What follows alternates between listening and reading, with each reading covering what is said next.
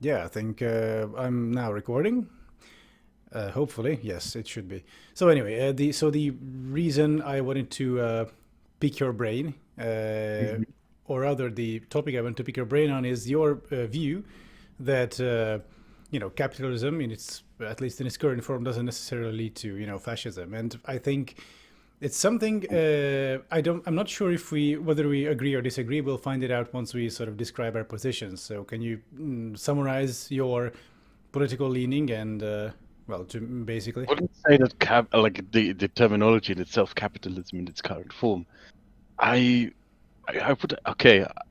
Like I've voted Social Democratic for most of my life, with one exception when I voted Green because I like the Green candidate more. Oh yeah. But I would consider myself in the center of politics, sort of in the context of social democracy, more aligned with someone like Helmut Schmidt rather than Bruno Kreisky. Mm. So yeah, yeah, that's the wing where I would belong. Oh, I see. I'm not one of these people who wants to overcome or abolish capitalism. Oh, I mean, yeah. Those I don't necessarily want to like of course abolishing capitalism is not something that would happen tomorrow or like next year. So like Hmm. we're looking at like a century or two time frame. Oh, But I do believe sorry for that. this. There's the train. I Can you live hear? right next to a train yard, so you can probably hear the train go Oh rolling hell yeah! in. I didn't Yeah. hear it, but I will imagine it because it's a nice sound. So, Yeah. and no worries. There's some like fucking construction work going on under my window right now, so it's fine. So I believe that capitalism, of course, is can take many forms, etc. Of course, free market capitalism is horrendously stupid. I've made some videos about that. And But I do believe that this system is here to stay at least for like 100, 200 years. But I also don't believe that. So I don't want to sort of abolish capitalism from this sort of antagonistic perspective of like, oh, it's evil and whatever. I mean, sure, it does fucked up things, but my view on this is that we should be able to also progress beyond that. So capitalism is not the end of history, in my opinion. Keep the And book open yeah, yeah, on social politics. basically. Yeah, basically. So, in a sense, like if we reach a level of technological advancement where, say, most basic public services, or like all of them, and the basic necessities of life are all decommodified because we can produce them so cheaply and so massively that it can it's no longer worth it to commodify it, basically. At that point, so I believe that this would be a sort of gradual scaling down of capitalism and sort of moving into an economic system where capitalism doesn't really affect your basic sustenance, right? And then we move on from that. So of course the it sounds silly when I say it, but like basically this is like basically science fiction, but like in Star Trek they have the fabricators where they can just like produce anything, and it's just a question of energy. And because I mean, at the end of the day, everything is a question of energy. If you have the technology, so once you get to that point, I mean, you can become utopian space communists, and suddenly you no longer need capitalism, right? Because it's just unnecessary. Like why? So Yeah, what? Yeah. I'm more concerned with like the status quo as it is, not necessarily to preserve it. Like a lot of people who watch me sort of mistakenly assume that I'm an adherent of Fukuyama's way of seeing things. That Oh sort of yeah. Okay. liberal capitalism is the end of history and it's the final political.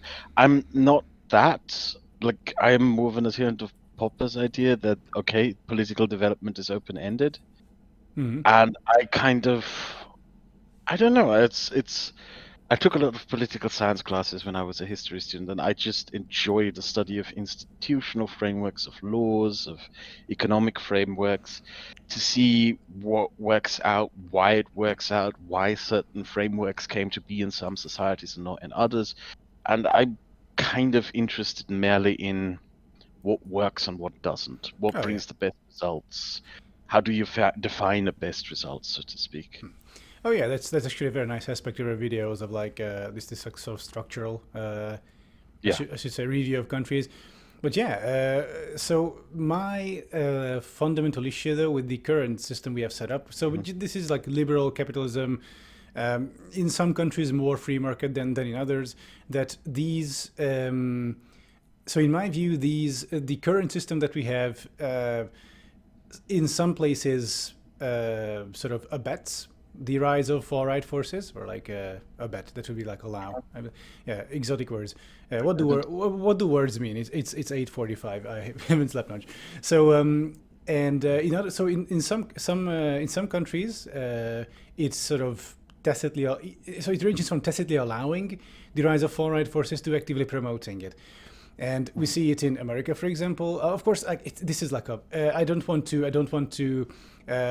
establish a single line of like capitalism, arrow towards fascism. See, one causes the other. So of course, we are talking in complex systems.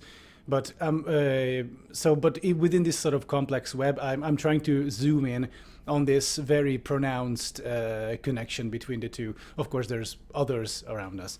You mean like to the extent that the recent far right rise, where that comes from and how it is connected? Because it's interesting that you bring this up. Like I'm sort of working on a video diving into this, and I would actually blame neoliberal policies on that. Very much so. So that is something that we might actually agree on. I believe so. Yes. Yeah. But so neoliberal policy. But like my point would be not point, but rather my question. What I'm thinking about would be if. Is it the problem with specifically the neoliberal version of capitalism, or capitalism itself as a whole? So is this more systemic? I think it's the attitude that sees capitalism as like the solution to all problems. There's this famous quote from Margaret Thatcher from the 1980s, right? Where she said that society doesn't exist, the individual exists. And this is like a core assumption to most neoliberal market economic theories. The underlying assumption is that we're all individuals, that we all act out of rational self-interest. Most modern economics isn't based on mathematics anymore, it's based on behavioral studies. And a core assumption there is that we're all individuals. And it's just not true. We're not all self-maximizing individuals. Why does a suicide bomber blow himself up? Why does a soldier throw himself onto a hand grenade? This is not self-maximizing behavior. And what a core flaw of modern neoliberal economics is that the disregard for the impact of community, I believe. Community is a thing. Society is a thing. Society is very much real. And a lot of the recent political shenanigans and failures that we've seen in recent years, ranging from Trump and co., I would blame this on neoliberal policies to a degree. Actually, to a large degree. Specifically, the core assumption that society is not real. Like, when Trump got elected, there's this one statistic that really caught my eye. What do you think is the highest correlation between communities voting for Trump and not voting for Trump? It would be poverty and proximity to like large urban centers, perhaps? Opioids. Ah, okay. Huh. The regions the hardest hit by the opioid pandemic are the ones that voted the most for Trump. And the fundamental thing that, the opioid crisis has done is it destroys community. It doesn't just destroy people, it destroys community. Oh, I see. So this would be, I'm sorry, so this would actually, would this correlate then with, say, so for example, we have this thing called the male loneliness epidemic. So basically people are more atomized, and as you said, like there's lack of community and lack of societies, especially in these like hellscape suburbs. So that would make those people more susceptible to radicalizing towards the far right. Would that be correct? Well, take a look at some of the most prominent stupid policy decisions of recent years. Brexit and voting for Trump. Oh, yes. From a purely self-maximizing neoliberal economic position, these make absolutely no fucking sense, do they? Oh, that's true. They make no sense. They make no sense whatsoever. They are not profit maximizing. They are not profitable decisions. Brexit is basically a country imposing economic sanctions on itself. Oh, yes. Well, tell me about it. Yeah. But wait, actually, there's something very important though. Yeah, Sorry, well, I actually, want go to ahead. point the reason why I believe people make these decisions, why people voted for these decisions, is that when you look at the campaigns of Trump, when you look at the campaigns for Brexit, what they campaigned on fundamentally was a sense of community and a sense of belonging, Ah, a sense of being part of something. And I believe that is why many right-wing populists are currently succeeding, because neoliberal economics, as implemented since the 1980s, has sort of disregarded community structures, undermined community structures, assumed that community isn't a real thing, that society is a real thing, and therefore implemented policies that often undermined societal structures. And what we're witnessing now, in my opinion, is sort of the revenge of society. that's a very, very interesting point, actually. Thank you. I'd also like to point out, though, that I don't think it's quite true when people say that, the neoliberals say that people will always look for their rational self-interest to like maximize their own sort of gain and etc.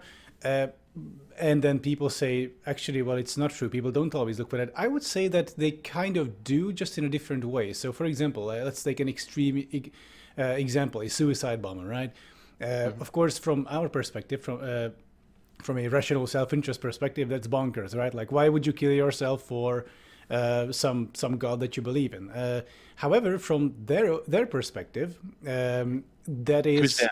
yeah, there's an absolute that is the ultimate rational self-interest because they're going to go to heaven to get their 42 virgins or 21 anyway, one of those numbers. And it's not necessarily to why they blow themselves up. Like a very this is something that a lot of people get really angry when you mention it in certain corners of the internet. Suicide bombing was not invented by Islamists. It was invented by Hindu fanatics in Sri Lanka. Hmm.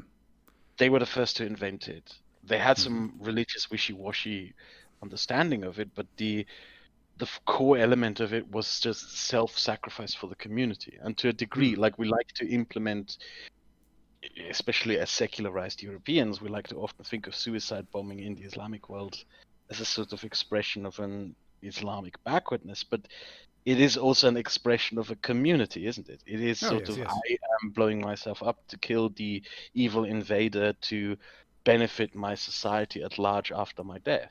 It's not Yeah, yeah. just a religious thing. It's not, sure, you can do the interpretation of, oh, they are self-maximizing because they want to go to paradise, but I think they're also self-sacrificing, or more often than not self-sacrificing to serve their community. Oh yes. Though the maximization, I didn't necessarily mean going to heaven and stuff like that, but Mhm. of course there are more issues. But for example, sacrificing yourself for the community would also be like if you really strongly believe in a community, then that would also be an instance of uh, your rational self-interest because it's in your self-interest to serve So the your community community in that follows sense, right? after you. So Yeah, true. That is true to a degree. yeah, So so yes. okay, you please. I keep interrupting you like an asshole. Oh no, no, Sorry. no worries. We all interrupt. It's fine. Don't worry about it. No, like so. My point would be that sure, it is true that rational self-interest must be viewed from the first-person perspective because I think what the mistake many people make when looking at these when examining rational self-interest is they try to look at it from a completely rational sort of third person or second person perspective. Whereas when you look at self-interest, you should really like self-interest. A person's self-interest gets decided on inside their head, and even if you think their self-interest is completely bonkers, it can. I mean, trust me, it can make perfect sense in their heads. For example, the January 6th, it was an insurrection, coup attempt, etc. In my opinion, and but the people who broke into Congress, they were in their own minds they were trying to save American democracy because they've been propagandized to the point where they believed that you know that the Democrats were stealing the election after their former president who cannot take a loss and has been known for not being able to take a loss couldn't take a loss. And for us, of course, it's complete. I mean, it's obvious, right? But like to them, this is like the apotheosis of patriotism Do you And you see that thing that I talked about earlier with them. They saw themselves as part of a community. I think this is something that QAnon and Trumpism and all that nonsense provides to Well, people. mega, absolute mega. Yeah, a QAnon. I'm not really sure. Though there is also a sense of there is also sort of a community, right? So like we, the holders of the truth, and we know that, like, I don't know, Hillary Clinton, whatever, drank the blood of orphans in a basement of Yeah. Washington pizzeria. Sure. God. Yeah. Well, yeah, but so community would be, yeah, community is what we keep returning to, though. Yeah, that is because that is something that I fundamentally believe, which the hyper-capitalistic policies of neoliberalism have. That's the damage of neoliberalism, in my opinion. Oh yes, yes. On that I agree. Yes. Yeah, And with so could we then say that, of course, if capitalism, at this point, if of course we have neoliberal capitalism, which keeps eroding communities, if not outright destroying them. Of course, in the U.S. this has been more severe, because the U.S., to use a very simplified term, has more capitalism, right? Like in Europe, communities are still like pretty intact, and well, depending on the country. Anyway, let's not get into this. So, if capitalism, it's also very two-faced. It's also very two-faced. Like Thatcher went to on her campaign trails, talking about society is not real. But in the United States, there was a big difference when Reagan enacted his policies. There, his was okay. Society isn't real, is not the case, but society is real only in the extent that it is the good Christian society. oh yes, yes, but You can yeah. have a society, you can have a community as long as it's the evangelical Christian community, more or less. So American sense of community has been, yeah. I mean, I You can see that. use it to sort of force onto society a vision of society. Oh yes, more or I less. mean American politics and like American policy in general has always been this like weirdly, I don't know. They always try to slip some weird controlling stuff in. Mechanism. Yeah. Yeah, but yeah, okay, that's interesting. But so I see. In America, then, or globally, let's say, my basic point on which I'm going to build on, or we can build on, of course. So my basic point would be that my basic view that since capitalism is, or neoliberal capitalism is this force which, when left unchecked, erodes / destroys communities, the societies become more atomized. But then, from this, either the people who have been atomized, basically, whose communities have been atomized, have become more susceptible to, or do become more susceptible to the far right, and then in countries like America, this also paves the way to sort of reform communities in the image of, say, Christian nationalism, which will also be obviously far right. So Yeah, when you like, that's the thing. You can talk all you want about how much society is not real, right? Society is real in the end, and if you ignore society, if you leave society, so to speak, to fester, it will just find outlets to find a sense of community by itself. Oh yes, and not just. So this doesn't. This would be the spontaneous part, but this can also. So my worry is that this can be exploited by the sort of the post-Reagan Republicans. Basically having all these. See, the prime example here would be Steve Bannon going to incel forums to recruit people to the movement, right? So at this point, you create the prerequisite of for these malicious actors to take these sort of disjointed segments of what used to be society and then reformat them into something pretty fucking sinister, like of course the current mega Republican Party. Like you see these handles of like ultra mega and mega mega, and it's those people. If you look at their post, they're just basically just like Christian fascists, and that's my biggest worry. And this is why, Jesus Christ, my cat is going crazy over there. Anyway, yeah, I bought them these like little paper cups that they can like tear apart and they can lie in them. They really like it. I left my cat with my mum when I moved into the city because I didn't want to have a pet in the city. Oh, I see. Well, I would never do that. Anyway, Yeah. Spud, it's enough. Okay, he calm now. He calmed down.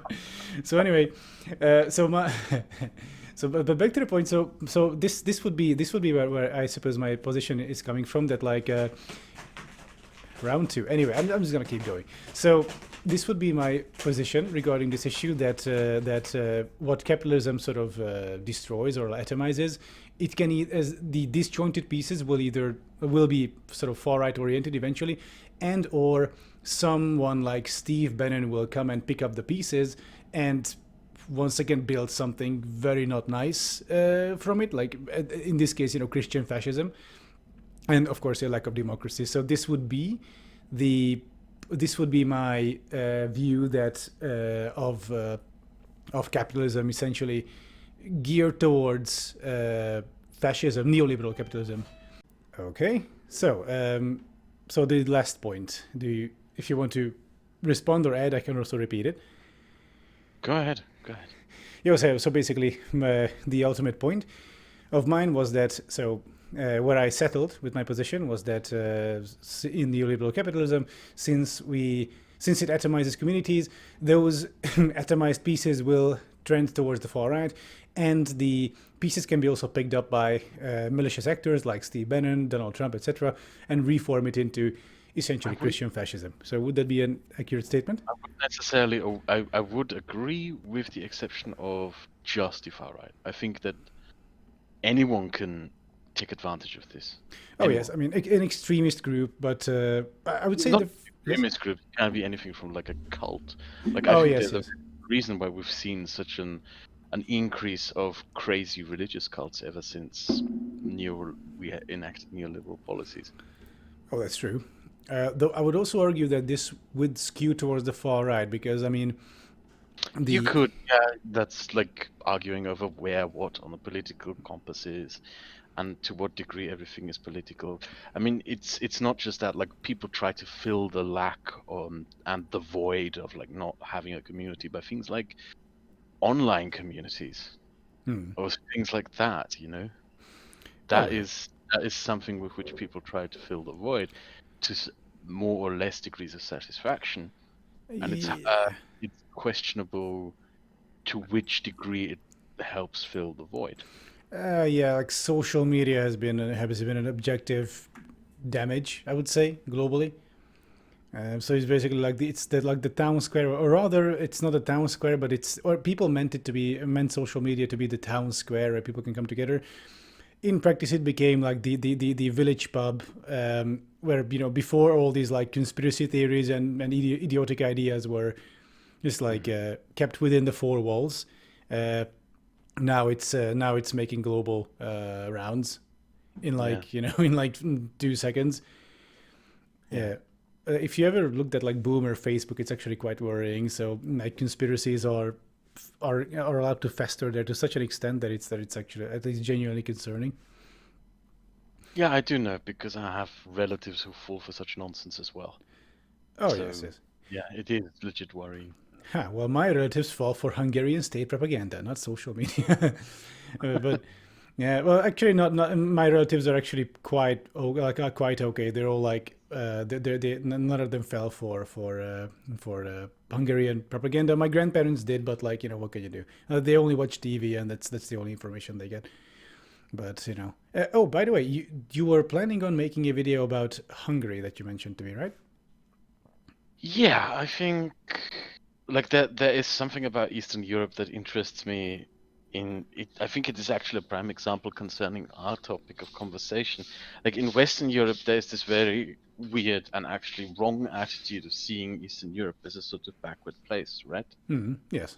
That okay, they had to undergo communist tyranny, they underwent the collapse of communism, and because of that, they're behind us now in political and social development, and we have to help the Easterners catch up to us. That is no longer the case, really. That is really untrue. Um, I mean, the Czechs have outdone much of Western Europe in terms of political economic development as well. Oh yes. But that's also just the fact that look at what we did to Eastern Europe after what Western Europe did to Eastern Europe after the collapse of communism. We enforced shock therapy on them, right? And I would argue that shock therapy ultimately sped up the negative regresses of capitalism in Eastern Europe as compared to Western Europe. A lot of historians and political scientists, starting from the historian Timothy Snyder right down to even Francis Fukuyama, believe that the biggest political challenge that Western democracies will face in the 21st century is the question over oligarchy and democracy, the compatibility between these, and facing up to the fact that the neoliberal policies have increased an enormous wealth inequality. And to a degree, Eastern Europe has gone through that process of creating a enormous grotesque wealth inequality faster than Western Europe has. You in the East went through what is still coming towards us. So in that sense, you're actually ahead of us. Oh You yes. already dealt with the question of oligarchy and you had different responses to it. You had the Czechs who gave their response, you have the Lithuanians who gave their response, and then you have those that I don't favor, which is Hungary. Yeah, we just You- like hell yeah, more. Yeah, exactly. Though in Hungary, this actually goes back to much further. So there was this. I remember reading this article. For the life of me, I cannot find it. But if I do find it, I'll link it to you because it's very interesting. It's in Hungarian, but I think you can translate it with like Deep L or Okay. something. And also there's this other site called Direct 36. I'm gonna link it on Discord before I forget. They also have like English articles about Hungary. It's very useful. Um, and so basically in Hungary, this sort of lord, serf, etc. mentality has had a long tradition. And the article I read was about when I believe it was the time where parts of the northern regions were reattached to Hungary. So this was, I believe, through Hitler. Mhm. So when Hungary got some of the lands back, which were like when Hungary was broken up. So some areas which were notably Slavic, so today's Slovakia basically, Hungary received back, and the locals noted a notable sort of regression back to this like lord servant dynamic, whereas the like at this point today's Czech Republic and of course today's Slovakia, in those areas there was more of a tradition for Mhm. democracy, so to speak. So the society was like more evened out. Also in Hungary, this hierarchical view of I mean it all goes back to society and community, right? So in this hierarchical view of the country and society, and now of course Orban is doing the exact same thing. This has been a constant staple of the Hungarian state ever since the 19th century when Hungarian ethno-nationalism emerged. Mhm.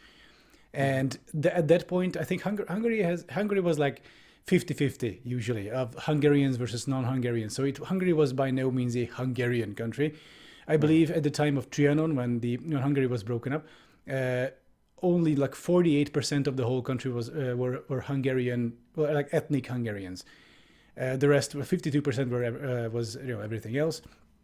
So it was a very ethnically diverse country, but the Hungarian government back then uh, was just basically pretended as if Hungarians were 95% of society, and they gerrymandered. Hungarians had disproportionate political power, and there's this like Hungarian ethno-nationalism, and well, this, to use very simplistic terminology, this eventually after like 100 years of this well, not 100 but like 50 say, this slowly caused the other sort of minorities in Hungary to slowly check out of the whole political process, because there were cases of I'm rolling on memory, but the basically it's like 1,000 minorities vote is worth as much as one Hungarian's vote, because such were the districts were drawn in such a way, gerrymandering basically.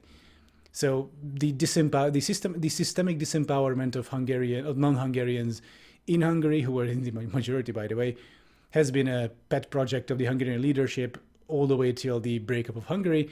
After which there was like they just the only reason they stopped after Trianon is because they had no one else to fuck with, because the remaining Hungarian territories were like 99% Hungarian. No, maybe not, but after World War II, definitely, when all the Germans were expulsed.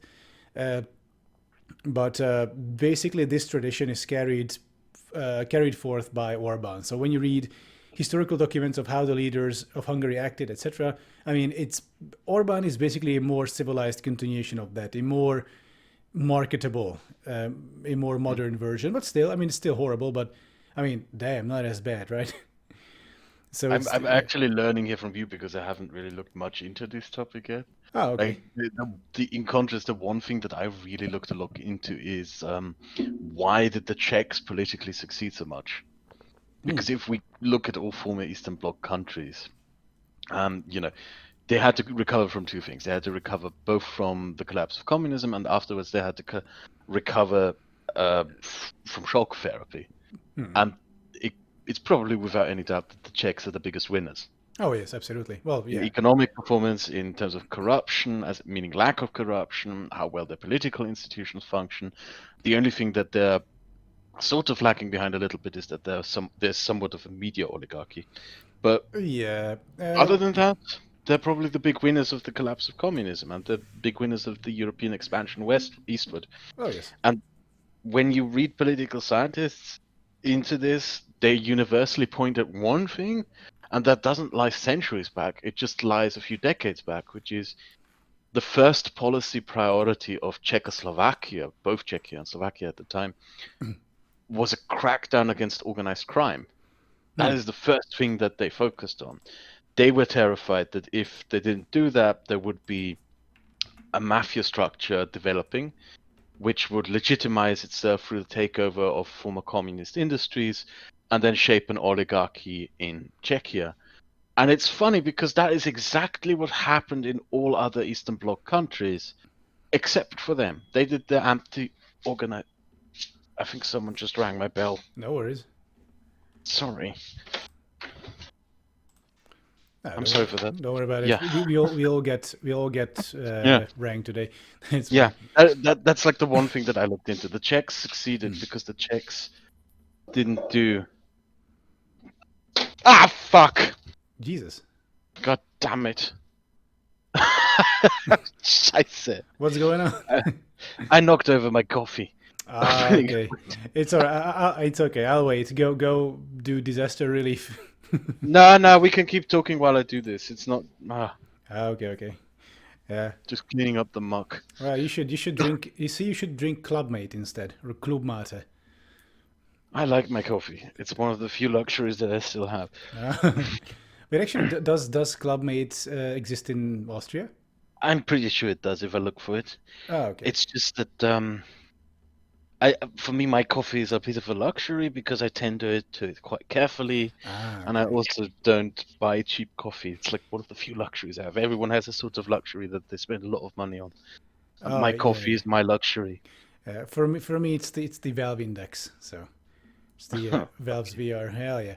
Anyway, so what we're talking about is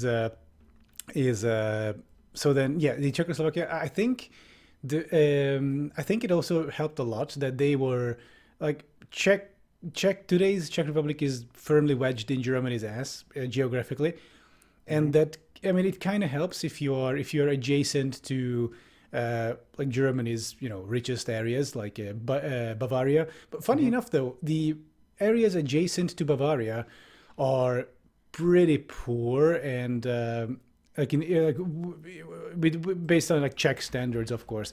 Through from a Hungarian perspective, I mean that's still like a wonderland, or like it's still like an affluent, uh, affluent,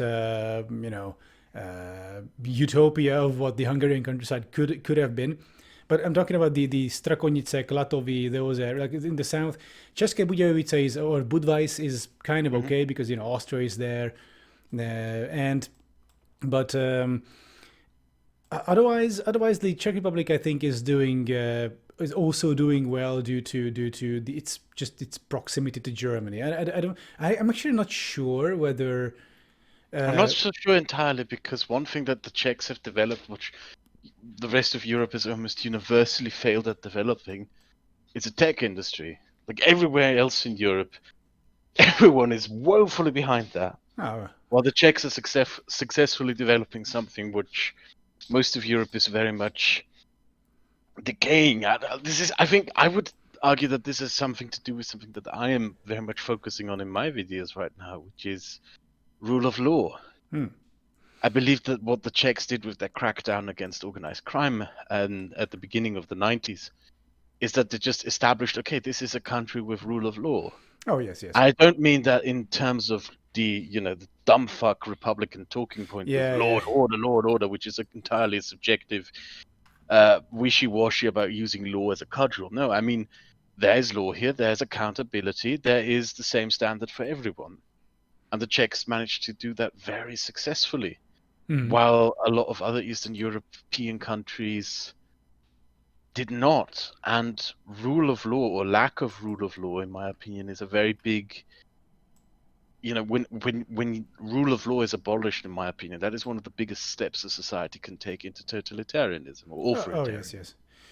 At that point, things start falling apart. Like not quickly, but like that begins this like basically unstoppable chain of events, which will just like have the country melt And away. it's also a consequence of neoliberalism, because Ah, that is the funny thing. how Like, so? what what neoliberalism did is that it abolished as part of its sort of undermining of society, abolished a whole lot of political institutions which were necessary for society to interact with policy.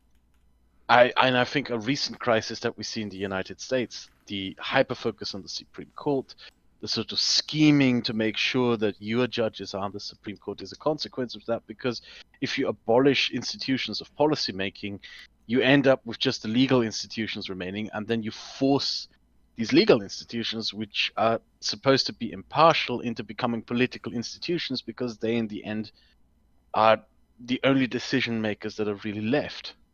Hmm. And that is a path into lawlessness. That makes a lot of sense actually. Yeah, Hmm. and you can see that with Trump, how he ruled. Complete disregard for the rule of law. Yeah, yeah. Absolute disregard for the rule of Basically law. like a mafia boss Yeah, essentially. Yeah. yeah. And if you undermine rule of law, look, that's something that every other all authoritarians are lawless. All authoritarians want to undermine rule of law. Yeah, yeah. That's yeah, yeah. And neoliberalism, even though it may have not been its intention, undermined rule of law Hmm. Oh yeah, yeah. gradually. Yeah. So well, so this would be the theme of like the original theme of the discussion, right? Of like neoliberalism leading to uh, authoritarianism, basically, which would be, I think, Yeah. a better I articulation will of the add point. I will add, and this is a bit of a bitchy point that I'm making here, which is the big benefit that I, as a liberal, have is that I can actually self-reflect on our policies, while Ah, those who are not cannot. But yeah, in self-reflection on what liberal policies created, I have to say that there's a lot of damage done. There's the destruction of community. There is the amplification of lawlessness. These two are probably the biggest ones: the amplification of lawlessness and the destruction of community. so how can we reverse this, though, in your opinion? Policy, empowering community. I mean, what would you do in the United States? Like, a thing that Thatcher didn't understand when she closed down the coal mines, right? Yes. Which, yeah, the coal mines were economically unviable. They were also, from an infrastructure perspective, no longer viable. But They're a community forming tool, though. yes, that is the thing. She disregarded the community. You can't just walk up to a coal miner who's built around, who lives in a coal mining community, whose job isn't just his job isn't just a job. It's not just a matter of self-maximization and profits. It's also, he is a coal miner. He knows his fellow coal miners. He hangs out with them in the pub after working in the coal mine. It's his identity, Yeah, right? yeah. It's part of an identity. And neoliberalism completely disregarded that. Completely, fuck your identity. No, you know what? You lost your job, but you can now, retrain yourself as a barista or something like Yeah, yeah. that. And the people who thought about this concept, thinking like, oh yeah, if you lose your job, you just get a new job. They completely underestimated how one's identity can be tied to one's job. Oh, yes. Like all the laid off GM workers in Michigan who voted for Trump. Hmm. They didn't vote for Trump because it was economical or because Trump would actually return the factories to Michigan. They voted because Trump appealed to their lack of community, the lacking sense of community. Yeah. Yeah. Yeah. Yeah. I see the point. Hmm.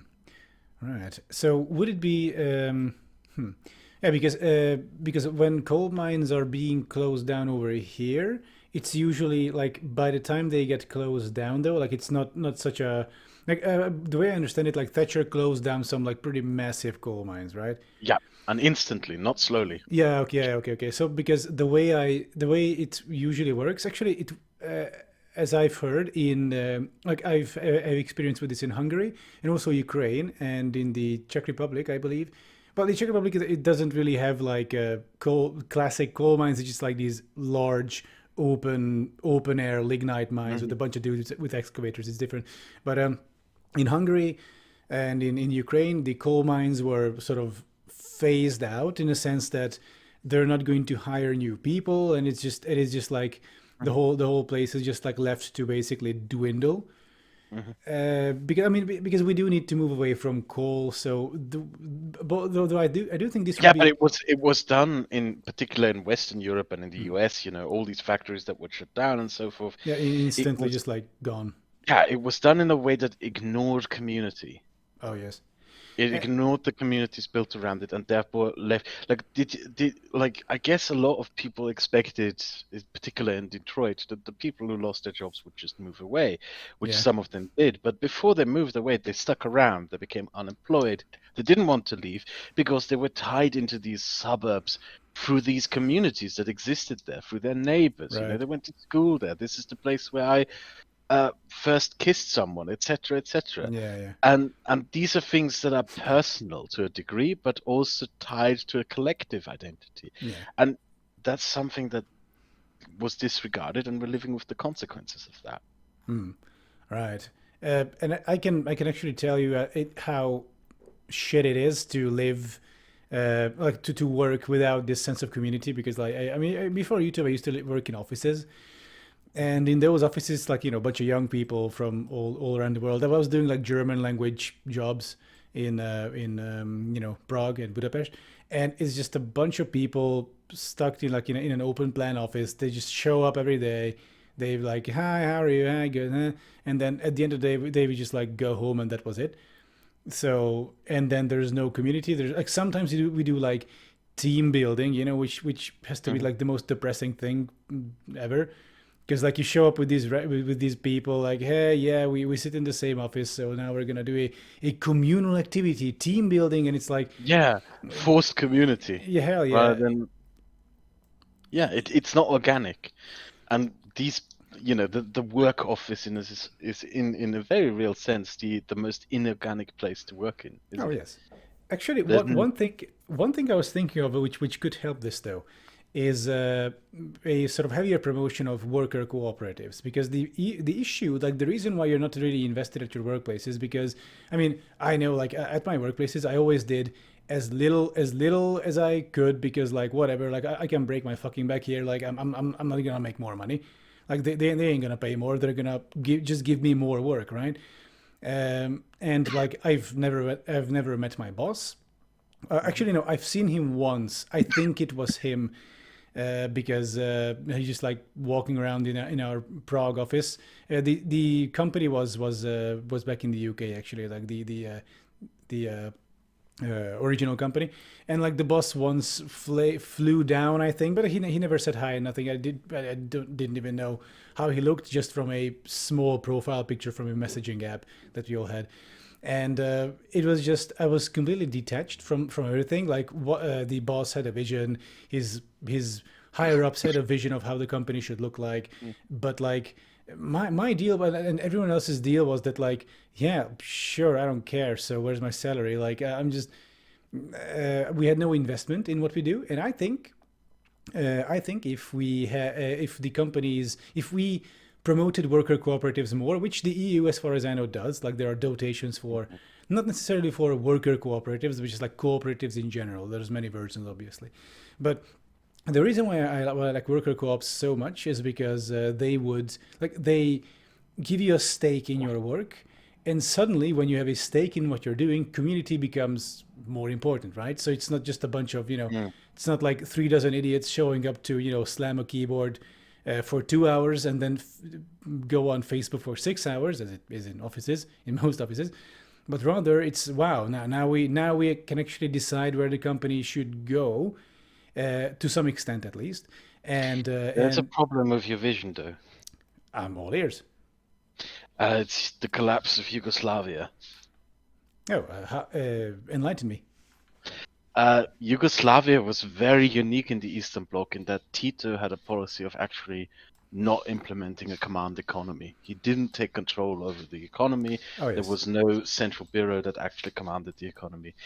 In Yugoslavia, all companies were genuinely owned by the workers. All businesses in Yugoslavia were cooperatives, every single one of them, and that had enormous initial benefits for Yugoslavia.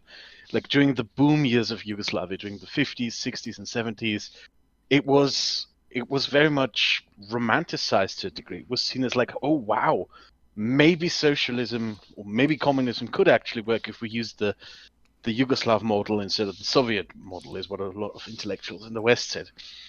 Yugoslavia, famously, for example, was the only communist country that actually produced a decent car. Yeah. Yeah. Well. But the Yugoslav economy started to decline by the end of the 70s and beginning of the 80s, and then just slumped into, nothing.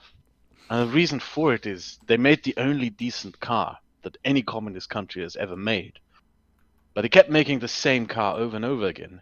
Over and over and over again. They never invested into improving what they made. They kept making the same clothes over and over again, the same products over and over and over again. They never improved on anything. So that's one big disadvantage of the cooperative. The cooperative often forgets to invest in development, into research, into improving what they sell. The other is what happened in Yugoslavia is that the workers who worked these cooperatives, instead of investing into research, they kept raising their own wages. Oh All sure. the excess profits they had, they just kept raising their own wages over and over and over again, which in itself is not bad, but because they didn't put any money whatsoever into the future, into producing something new to sell, it just amplified the stagnation and the eventual collapse. In some business sectors, cooperatives are far more viable than others. If you were to not produce a car, but for example, just run a bakery, there isn't really much need to innovate. I mean, what are you going to innovate on bread? Oh sure. Okay, Sure. maybe you can innovate on the production line, but a lot of people like hand kneaded dough, etc., Yeah. etc.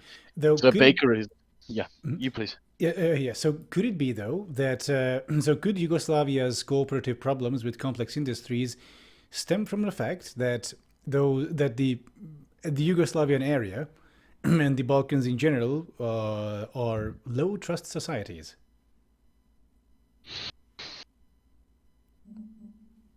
Well, if there are low trust societies, that is something that is only recently developed, I would argue. Huh. I mean, a lot of people always forget, like, we now stereotypically associate the Balkans with, like, violence, genocide, racism, ethnic hatreds, etc., etc. But that was really not the case during the Yugoslav era. I mean, Yeah. Though. it's ironic. You can read through newspaper clippings from the 70s, 60s, and 80s. Yugoslavia was seen as a beacon of stability in the communist world, as Oh one of yes. the few functioning communist societies, which it was. People did have trust in their state, and I would argue that no, I would argue that Yugoslavia was not a low trust society. Ah. But could those? I think those stability was mostly achieved by sort of a. So I mean, it was at the end of the day a dictatorship. So which was sort of a satellite of another larger dictatorship. So Which one? well, the Soviet Union, of course. It No, no, that is, oh my God, no, well, that is absolutely. satellite in the sense that it was like it was closer. Of course, like Yugoslavia was like Absolutely not. Absolutely not. The Yugoslavia, for example, bought weapons from both the United States and from the Soviet Union. It was a non-aligned state. It Well, was a it was non-aligned, but what I'm saying is it was okay. If it wasn't, of course, if it wasn't completely aligned with the Soviet Union, obviously, I should it, point it, out, because I was a bit unfair earlier, one of the reasons why it collapsed economically is because it was a non-aligned state. It had an enormous military budget. A lot of its money went into building an army that could theoretically fight against both a Soviet and an American invasion at the same time. And that contributed substantially to bankrupting the state. It's just something that I wanted to throw oh, I in see. case, Well, you know. I didn't know that. Thank you. It's it puts things into perspective a bit. Though what I'm saying is though, like just based on geography, they were bound to. So even though if they were like if they were, let's say if we're gonna say that they were neutral, which I concede, then they were, at least they were more in the gravitational well of the Soviet Union. Like No, no, they really weren't. Like relations between, that's a very common myth and misconception. ah, Relationships with between Yugoslavia and the Soviet Union were at times really bad.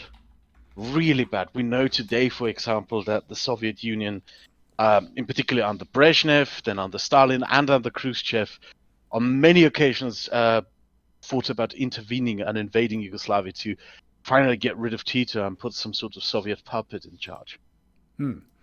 oh, I see. They No, Yugoslavia went out of its way in its foreign policy. First off, in Europe, its best friends were Austria and Switzerland because were no neutral countries, and outside of that, its best friends were Egypt. Yeah, Egypt was probably its best friend on the international stage. It went out of its way to go to places like India, Egypt, and co. It really wanted to be a non-aligned state and build a non-aligned bloc. And it just failed in building the non-aligned bloc. oh yes. Okay. Well, in that, it seems I have also fallen victim to the common myth of, because I mean, of course, because I didn't actually like, I didn't look into. What I'm interested in is the Balkan Wars, What happened? obviously, What happened but in terms of like trusting societies was like in the 80s, right? When the industry sectors that developed in Belgrade collapsed, right? When yeah. they couldn't no the car manufacturers, the tractor manufacturers, the combine harvesting manufacturers, these all started to decline, these cooperatives. But there was a set of businesses that did not decline and which these were in Croatia, because one of the main sources of income and wealth of the Yugoslav economy was the tourism industry in Croatia, which interestingly was also owned by cooperatives. They ran the hotels and all that. And you started seeing this incredible wealth imbalance Yeah. where the Croatians started getting wealthier and wealthier and wealthier. The Serbs started getting poorer and poorer and poorer. So a lot of money was taken out of the cooperatives in Croatia to finance Serbia. And Oh that yeah. is one of Okay. the things that rose tensions Yeah. to a great. That sounds like a recipe for a harmonious society, indeed. Yeah. Yeah. It's kind of like northern and southern Italy. Yeah. No, it's just what I really wanted to illustrate is just cooperatives come with their own problems. They do function, they can function, but they're not motors for innovation. But if you're not reliant on innovation, they function pretty well. Oh, sure. So in that case, the solution would be so the community forming industries are, I would say, not at the very least, not always these innovation heavy industries, right?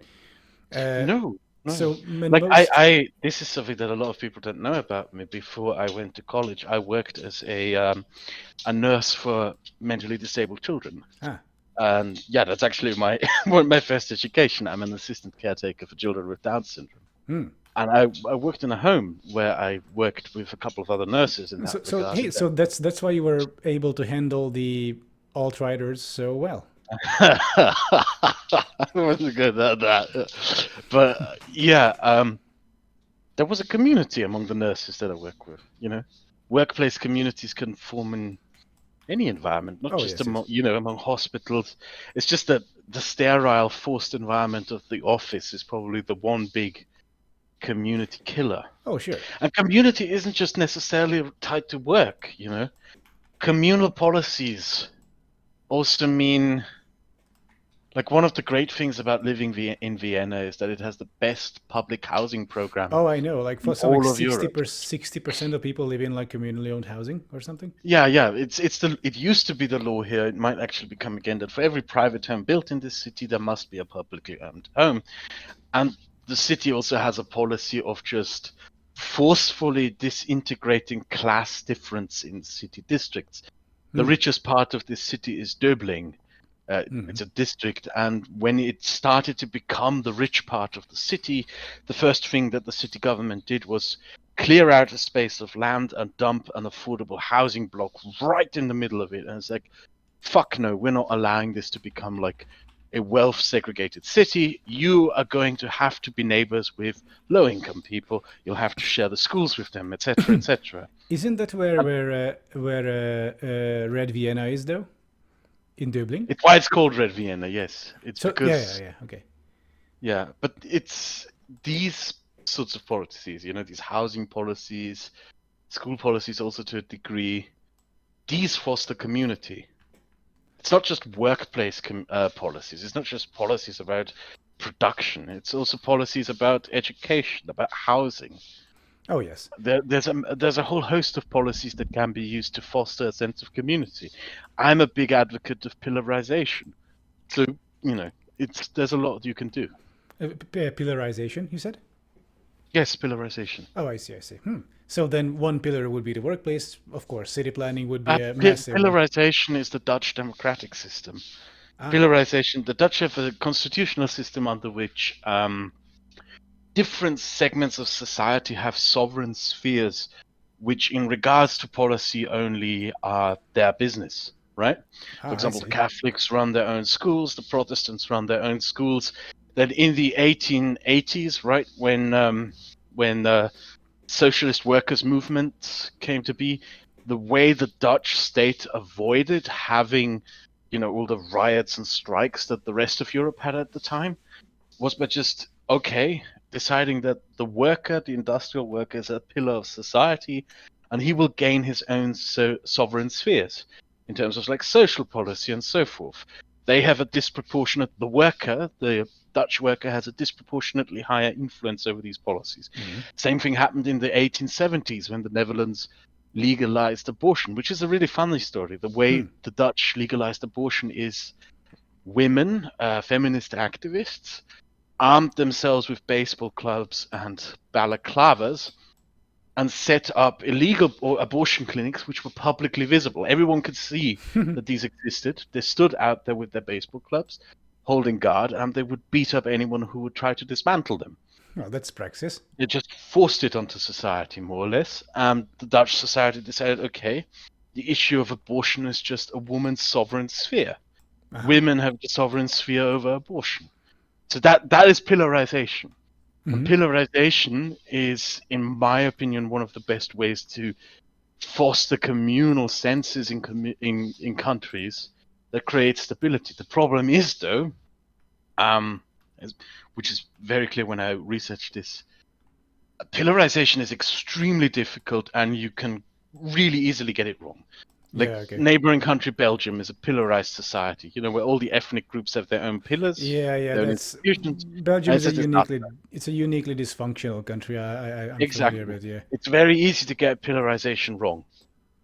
Hmm. So I like pillarization as one aspect to try to foster community, but I have to acknowledge that it is extremely difficult. Hmm. I Yeah. mean, as long as pillarization doesn't go along like ethnic lines, I think you should be generally fine. Like, Pillarization can go along ethnic lines. That's the case in Switzerland. ah, Switzerland is a pillarized society, but this is something also for a future video in which I want to compare Switzerland and Lebanon, which are very similar countries in terms of like geography, etc. They're patchwork societies of different ethnic and religious groups. Yet Switzerland is one of the best functioning states in the world, and Lebanon is a complete clusterfudge. yeah. The reason for it is that in Switzerland, they managed, at least that is my conclusion from my research, the Swiss managed to create a system in which the power of the state is sort of equally divided up amongst all the ethnic, lingual, and religious groups. Hmm. While in Lebanon, that did not happen. Instead, the ethnic groups and the religious groups, they all vie for power and try to get ahead of the other groups by seizing more control over some aspects of the state I see, I see. and the economy, I should say. Yeah, Yeah. so Lebanon basically, well, okay, so actually Lebanon might be more progressive than historical Hungary then, because there it's just like the Hungarian relative or absolute minority, relative majority actually established its control very early on, and then it was like game over from then. Mhm. Okay, interesting. Yeah, I'm learning so many new things. Thank you. This is something for future videos. I kind of feel stupid for telling you this now, because whenever I discuss the topics of future videos, there's always these small channels that crawl up and steal these things that I talk about. Yeah, okay. So that might be. We'll see if someone makes a video about pillarization in the near future. Oh It's yeah. it's the main topic of the 4 hour long series on the Netherlands that I'm planning on making. Mm. Is how did the Dutch manage to create the best functioning system of social pillarization? Hmm. Yeah. Yeah, that would be interesting. I'm looking forward to it actually. Like I've just been to Amsterdam and well, and in also in the Netherlands in general. So went from Netherlands to Belgium, and then down to France, and then back to Germany. Yeah, so yeah, it was a sharp contrast, somewhat. Like Belgium is not as well run. It's very obvious, Yeah, and just yeah, and in the Netherlands, it's just like it appears to be like a very healthy society with yeah. things going on for itself. Scandinavia has also done a great job. Like you don't just have to go with pillarization. Oh yeah, I mean, And Scandinavia is just social democracy, which hmm. created a sense of community that is very well functioning. Oh yes. So basically, we would be so if we had to compare our positions, I would be more leaning towards, well, since I didn't know as much about pillarization, I naturally lean more towards or have been leaning towards social democracy, as in there's a de-atomization force, and you would be in favor of pillarization. Is that an accurate statement, more or less? Mm, I'm not entirely sure. Like I do, like I mean, I vote for social democratic parties. I just, they don't have to be mutually exclusive. Oh, that's true. We live in a political environment in which we often tend to see things as mutually exclusive. Oh yeah, that's But true. there's a social democratic party in the Netherlands. Yeah. So yeah, So they might just be aspects of each other. Hmm. there's just for me it's more of a question of study why the political structures of some countries work, what makes them work, how they came to be historically.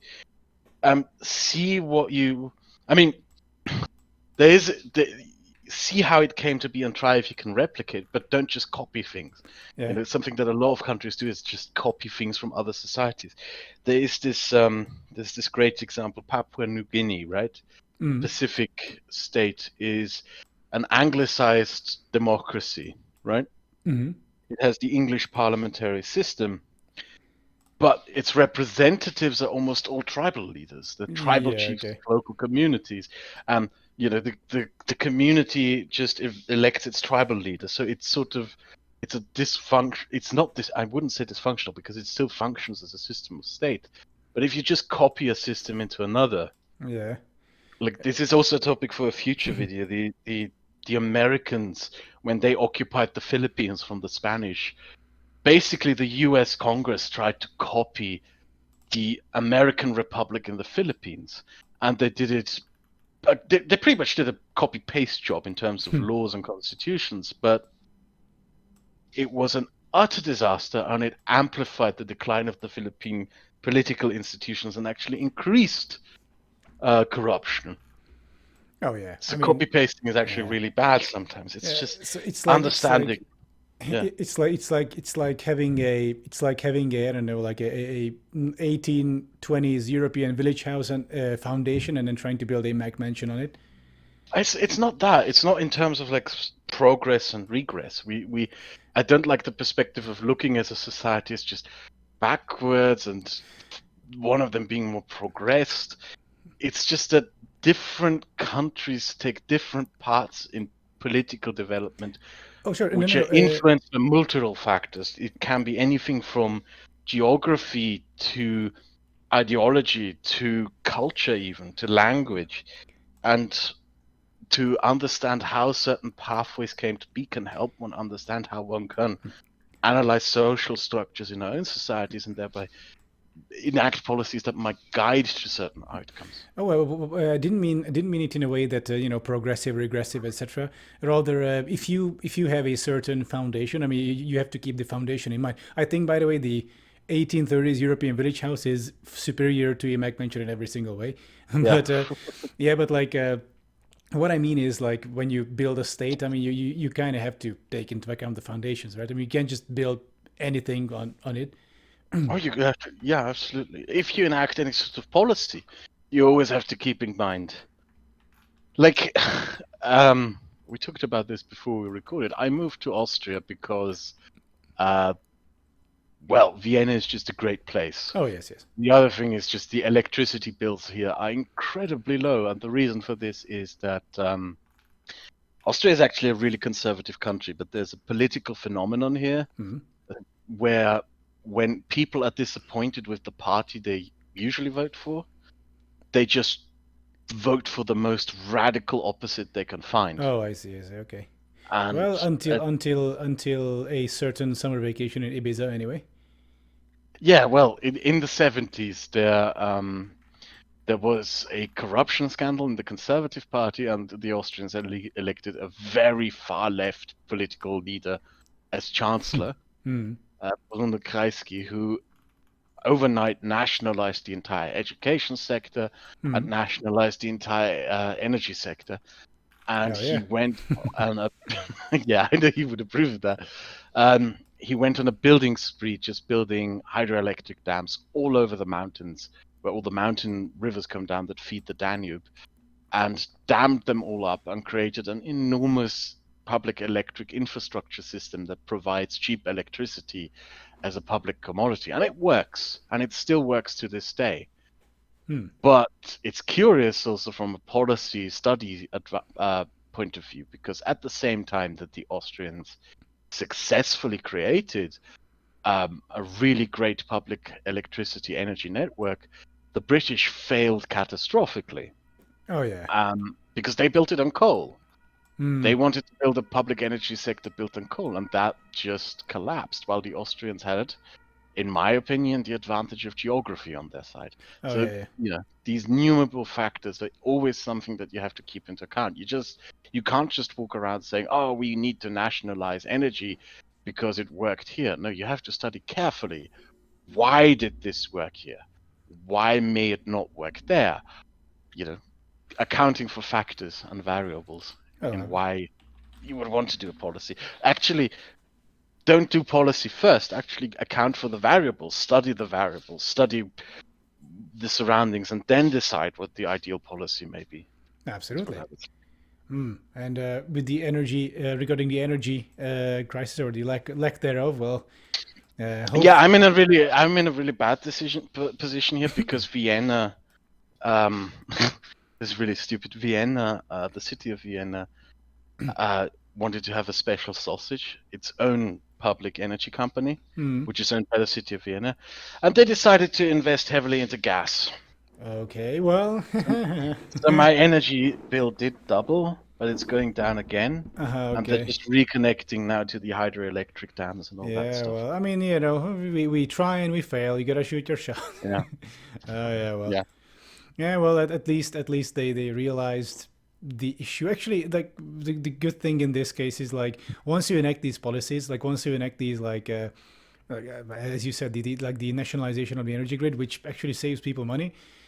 Money is an enormous, like it's a way larger factor in like voter inclinations than most people would say. Like people still do vote in in large part based on their wallet. So once you institute a measure like this, it's going to, chances are it's going to stay, or it's going to be super hard to get rid of, because people will look at their bank account during elections and be like, huh, it's nicer now. Of course, I'm oversimplifying, but like people do go after the money during elections, is what I'm saying. Actually, in Hungary, the reason why Orban could stay in power, I mean, it's not the cultural war or Orban is currently at the Jewish question in terms of campaign messaging. So like Oh God. George Soros and his or Soros György, as we know him, he's actually Hungarian. Jewish Hungarian.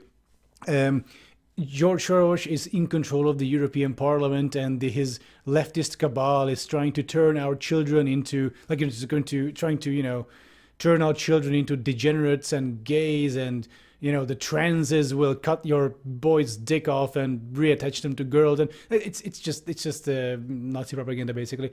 But thing is, uh, oh god, I just drew a blank. Should have need more coffee. Anyway, what was where did we start? Take a break. Take a break. You It's fine. started with Orban, and It's fine. It's fine. I can still salvage this. What point did I want to make in the beginning? that you could see in Hungary that he remained in power Yes, because yes. Thank you. the lower wallet. Yes. Because yeah, thank you. So my point was, anyway, my point was that in Hungary, like, of course, culture war put aside, like, most people don't care about this, right? Maybe there's like 10-20% of the electorate who are like super into it.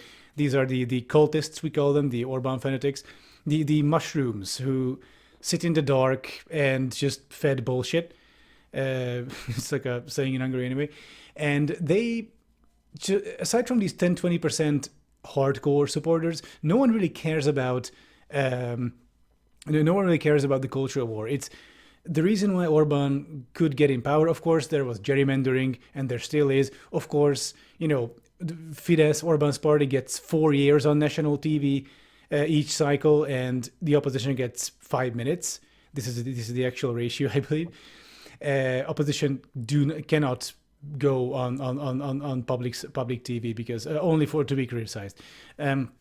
But it's not because of this. Well, this is of course a factor, but the biggest factor in Orban's constant re-election, uh, until Hungary was a democracy anyway, now it's a hybrid regime, was that Hungary was going through a decade-long economic upturn, right? And Orban's single largest innovation, political innovation, was the so-called Hungarians will know this as the rezsicsöki or rezsicsökkentés, which was the sinking of which is the dotations for your energy bills, basically. So the government artificially kept your utility prices low, and this, of course, left more money in people's pockets. But this also had the negative effect of people not investing in energy saving measures, because why? It's cheap anyway. And now it's like, oopsie, now there's no energy. Now we have post offices and schools and stuff like that closing because they don't have money for to keep the buildings heated. And also stadiums. Some one stadium is already closing because they just cannot pay the bills.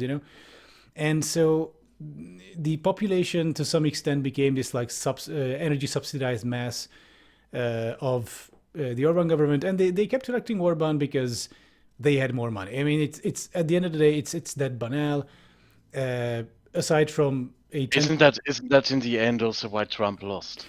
Because he wasn't able to back up. He was able to wage a culture war, but he wasn't able to bribe his voters into continuing to vote for him. yeah, He couldn't provide the wealth. yeah, the economy was in, also because of COVID mishandling, and in America I would say that was I don't think, because COVID though is a very special occasion, like it's a global pandemic. I don't know how the average, say, Republican leaning voter came out economically from COVID. Pretty like worse. So yeah, I mean, I think you're right. I mean, that must have contributed. I haven't looked into this in detail, but yeah. But basically, the most important factors has always been people's wallets, and Orban has so far been a net benefit for your wallet, even though the country is going to shit. Even though this free money that the government distributes essentially has been. I mean, it's nice. It can be a nice thing when it's done in a sustainable way, but this was just basically voter bribing instead of giving people money so that they'll save money through more sustainable ways. So instead of a dotation for your bills, instead you got like Instead, you got a reduction through interest-free government loans to insulate your house or to put up solar panels. That if that was the case, I mean, that would have been the same result: people making more money or saving more money rather, and increasing support for your political party. But that would also have meant that Hungary would not be so massively fucked currently with the energy crisis. Well, but like this is the tragedy of the Orban government. They're like they can be super like they can plan they plan long term with very short-sighted measures, so to speak. Yeah. So Which anyway, isn't exactly long-term planning, you feel. I mean, yeah, I mean, Yeah. yeah. In a sense, it's this weird hybrid of like they have these like idiotic policy positions, like solutions, which are clearly like unsustainable, short term, whatever. But they want to go long term with it, right?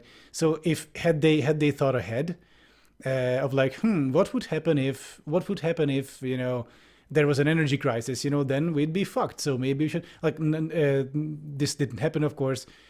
And also this is because Orban in recent years developed this like worryingly manual control of the party. So all the big decisions go through Orban. If you are a party lieutenant and you make a big decision which should have involved Orban, but it didn't, then you're out basically. So it works like a mafia. The country at this point, it's incredibly centralized around Orban. And Orban and his lieutenants, so to speak, they work as this wealth redistribution center of like basically loyalty is rewarded by money, right? And I mean that's how the country is chugging along currently. So it's like this big scheme of like vote purchase and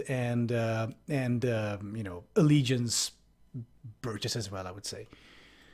Yeah, but it's all going to shit now, and also what I want to add, that Orban's manual over centralized control also gives his ideas undue presence within the country. So what Orban thinks, where the world would go, and who will be the next superpower, etc., where Hungary should align itself. I mean, this Orban's personal thoughts on the matter have a surprising amount of influence on on Hungarian foreign policy. Funny enough, I mean, this is why Hungary has been very friendly with China and Russia. I Putin, mean, yeah. sorry, Hungary had this like huge. It's called the Eastern Opening, or like the Hungary opening up to the East. Even though like trade with the East is like virtually nothing. Like Hungary does Yeah. all its trade with the West. This is one of Orban's personal manias, that the West is degenerate and falling. It's just like this, your average like Christian fascist, uh, view. But like the West is degenerate, it's falling. The gays and the transes and the whatever are taking over, and it's weak, and it's a mortal danger to us. But it's also like this laughing stock, whatever, soft body, whatever. Like, it's just general fascist talking points. But and so the future is with these Eastern strongman-led countries like Russia and China. And well, how did it work with Russia, huh? But or how did it work out? But with China, It's also interesting in terms of like the relation Orban has with the EU. That yeah, because it sustains his regime basically. yeah. That's something else, which is if I find it, I want to link you this article. It's in Hungarian, but I think if you translate it, you'll get the general picture of like, or it describes Orban's contact with the German business elite, to the point where the German business elite, they were like at the meeting, they were like bragging, these like huge German companies, like the biggest ones. The CEOs were like bragging that like, hey, by the way, I have Orban's phone number right here in my phone, so I could call him right now, and I could talk to him, because they were in personal touch with Orban, because Hungary's economic policies were in this sort of fucked up symbiosis with German economics. Like they provided a very cheap manufacturing base for German companies at very low tax rates. Like I think the industrial tax rate was as low as like 3% for German companies, something like that. So very low tax rates, and in exchange, German companies of course provided workplaces in Hungary and tax revenue. But this was also very much a political handout to Germany, so that so that the German economic lobby would safeguard Hungary from any sort of any sort of German soft power attempt to restore Hungarian democracy a bit. So this was also like a big problem in Hungary, that like Hungary basically bought Germany's neutrality as Orban was building his own little authoritarian shit show. And I really want to link you this article because I'll find it DM eventually. it. Go ahead. I said that I would read it. Sorry, I just received an email that I have to respond to. Sorry. No worries. Yeah. At any rate, yeah, I think. Do you have anything else to add? Because otherwise, I think we've been talking for an hour and a half. I think we covered plenty of ground. Not really much. The thing that I'm always this will sound really stupid when I bring this up, but I just talked about a ton of topics that I'm still to work on in the future, like comparing Lebanon and Switzerland, the destruction of community by neoliberal politics, how Yugoslavia collapsed into itself due to cooperative mismanagement, pillarization. Yeah. And every time I do that, it's one of the reasons why I don't go many live streams. Every time I do that, some small YouTuber comes around and picks up these topics and just makes videos reading the Wikipedia articles on these things. Yeah. It's yeah. I had a problem also that a lot of people plagiarized my content, and yeah, that's a thing now on YouTube that a lot of people just I have a commitment signed with other creators that I don't involve myself in drama, so I can't complain about it when it happened, but it still bothers me. Yeah. But in either way, I hope that it really did help. That it was a really good conversation that we had right now, and that people will enjoy it. Yes. And maybe we'll have another one about another topic like this in the future. Oh, sure. Yes, that sounds good actually, and I'm looking forward to it. And also, I'm going to have. No, you know what? We'll just discuss this in DMs because I'm going to have my 1 million subscriber special stream, and yeah, I'll just send you a DM about it. All right. Okay. So it's been great talking to you. I've learned much, including about Yugoslavia. Yeah, you're welcome. I didn't know these things a short while ago either. And I'm sorry about your coffee. Never mind. Okay. Yeah, so then I'll talk to you again in the future. Yes. And thank you for having me on. Of course. And have a wonderful day. You too. Bye. Bye-bye.